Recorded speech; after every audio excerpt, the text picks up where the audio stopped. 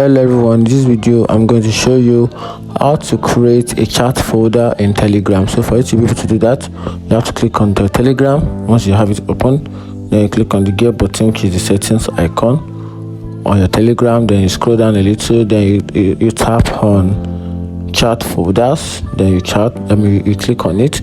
So you can see currently right here I don't have any active chat folder on my Telegram account, so I'm just going to need to create a new folder. So I'm just going to click on it, then I'm going to add the name of the folder from here.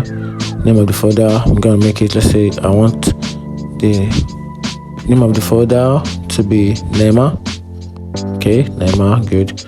I can add chat to it. If I want to add chat, so I just click on it, then any of my chat I want, I can simply add it to it. So I'm just going to add any one of this. I'm just going to put this particular one, then I'll click on done. Then also I can add chat to exclude from the numbers of the one I had to it, which is the number the